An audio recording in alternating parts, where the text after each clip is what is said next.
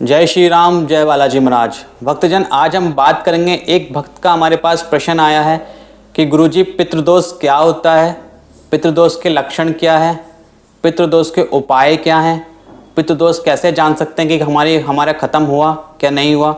ये सब आज हम चर्चा करने वाले हैं। तो भक्तजन पूरा वीडियो देखिए। अगर वीडियो आपको अच्छी लगती है तो प्लीज़ चैनल को सब्सक्राइब कीजिएगा, वीडियो को लाइक कीजिएगा, जिससे आगे भी आपको ऐसी जानकारी मिलती रहे। भक्तजन, मैं आपको बताऊंगा पितृदोष होता क्या है। पहला प्रश्न यही था कि पितृदोष होता क्या है। पितृदोष जो होता है, जो हमारे पूर्वज रहते हैं, यानी कि हमारे दादा परदादा, जितने भी हमारे पूर्वज हैं, 5 पीढ़ी से 7 पीढ़ी तक जितने भी हमारे पूर्वज हैं, ठीक है, उनका हमने सही से क्रियाक्रम नहीं किया होता है। यानी कि हमने उनका कोई पिंडदान नहीं किया, नहीं सही से क्रियाक्रम किया, नहीं उनको वस्त्र दिए, ठीक है, नहीं उनको मतलब 5 वस्त्र होते हैं, नहीं उनको वस्त्र दिए, नहीं उनको जल दिया, नहीं उनको खाना दिया, ठीक है, हमने कुछ भी नहीं दिया उनको, ठीक है। इस कारण पितृ हमारी रुष्ट हो जाते हैं और रुष्ट होने के कारण हमें वो श्राप देते हैं, जिससे हमारा पितृदोष हम पे लग जाता है, ठीक है।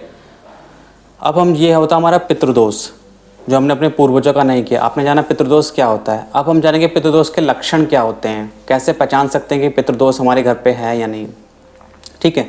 पहला सबसे सिंपल उपाय मैं आपको बताऊंगा। आप अपनी जन्म कुंडली के माध्यम से जान सकते हैं कि पितृदोष है क्या नहीं है, ठीक है। किसी अच्छे ज्योतिषी से आप दिखा सकते हैं या फिर हमसे भी आप दिखा सकते हैं कि पितृदोष आपकी कुंडली में है या नहीं है, ठीक है। दूसरा, आपको आपके घर में कलेश रहेगा, आपके घर में बीमारी रहेगी, बार बार बीमारी आती रहेगी, एक ख़त्म हुई दूसरी आ गई, एक ख़त्म दूसरी आ गई, बार बार बीमारी रहेगी, कलेश रहेगा। आप कितना भी संघर्ष करेंगे, ठीक है, आपको सफलता नहीं मिलेगी, बहुत मेहनत करनी पड़ेगी आपको सफलता पाने के लिए, ठीक है। दूसरा, आपके घर में लड़ाई झगड़े रहेंगे, बार बार आपके घर में झगड़े, किसी छोटी बातों पर झगड़े हो रहे हैं, पता नहीं चला झगड़े हो रहे हैं। कोई मांगलिक कार्य आपके घर में नहीं होगा, शादी विवाह आपके घर में नहीं होगा, कोई भी मांगलिक कार्य, ठीक है। और लास्ट आपका उपाय ये है कि अगर आपके घर में पितृदोष है तो आप शाम को जो आटा मल के रखते होंगे, ठीक है, जो आटा आपका बच जाता होगा, तो आप उसे पिंड के रूप में बना के अपने फ्रिज में रख देते होंगे उसे, या पिंड के मतलब थोड़ा बचा होगा उसे रख देते हैं, पिंड के रूप में बनाकर उसको रख देते हैं, ठीक है। वो पहचान भी होती है कि आपके घर में पितृदोष है, ठीक है। काफ़ी भक्तजन ऐसा करते होंगे, आप भी देख सकते हैं आपने किया कि नहीं किया। तो ये सारे लक्षण हैं पितृदोष के पहचानने के, कि आप पितृदोष पहचान सकते हैं, ठीक है। किसी को सपने के माध्यम से भी दिखाई देते हैं, सपने में बताते हैं, ठीक है। ये सारे लक्षण हैं कि आप पितृदोष को पहचान सकते हैं। तो भक्तजन, अब हम इसका बात करते हैं कि इसका उपाय क्या है। उपाय के बारे में बात कर लेते हैं कि उसका उपाय क्या है, कैसे ख़त्म होता है, ठीक है। देखिए, सबसे पहले तो मैं आपको बताऊंगा कि आप पिंडदान कर सकते हैं अपने पितरों का। जो भी आपके पूर्वज रहे हैं उनका पिंडदान कीजिए। अगर पिंडदान से उनकी मुक्ति मिल जाती तो बहुत अच्छी बात है। दूसरा, अगर उनकी अकाल मृत्यु हुई, किसी पूर्वज की आपकी अकाल मृत्यु हुई है, ठीक है, उसकी आपको नारायण बलि करानी होती है। नारायण बलि से उनकी मुक्ति मिल जाती है। जिसकी अकाल मृत्यु हुई है, जो पूर्वज आपके अकाल मृत्यु से गए हैं, उनकी आप नारायण बलि करा सकते हैं, उनसे उनकी मुक्ति मिल जाती है।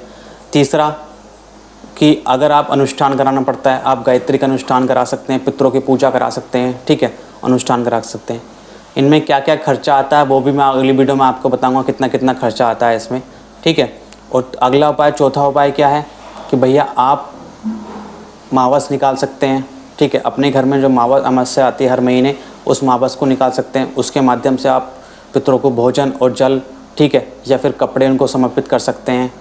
चौथा उपाय आपका ये। पांचवा उपाय सबसे सिंपल, अगर ये सब आप ना कर पाएँ, ठीक है, तो आपको गायत्री का माला, एक माला गायत्री की रोज़ आपको अपने घर में करनी है। जिस व्यक्ति पे पितृदोष निकलता है उस व्यक्ति को कुंडली में देख सकते हैं, किस व्यक्ति पे पितृदोष है, उस व्यक्ति को डेली एक माला गायत्री की करनी है। अगर आप ये डेली एक मात्रा गायत्री करते हैं, ठीक है, तो आपके काम कोई रुकेगा नहीं, आप पे कोई मुसीबत नहीं आएगी, ठीक है। मांगलिक कार्य आप पे होते रहेंगे। मतलब ये है कि आपका काम कोई रुकेगा नहीं अगर आप गायत्री कर रहे हैं। लेकिन गायत्री से ये नहीं कि ठीक है आपका पितृदोष खत्म हो गया, ये नहीं खत्म होगा, ठीक है। अब भक्तजन, क्वेश्चन सबसे लास्ट क्वेश्चन आता है कि गुरुजी हम जाने कैसे कि हमारा पितृदोष खत्म हो गया, हम कैसे पहचानें। हमने पूजा करा ली, पाठ करा लिया, सब कुछ करा लिया, ठीक है, हम कैसे पता करेंगे हमारा पितृदोष खत्म हो गया। देखिए भक्तजन, इसका सिर्फ एक ही तरीका है, ठीक है। पहले तो आपके घरों में शांति हो जाएगी, आपके मांगलिक कार्य बनने हो जाएंगे, आपके पुत्र होने स्टार्ट हो जाएंगे, ठीक है, पुत्रों में रुकावट नहीं आएगी, बच्चों में रुकावट नहीं आएगी। और सबसे लास्ट अंतिम उपाय है कि आपका जो अगली पीढ़ी में आपका बच्चा पैदा हो, ठीक है।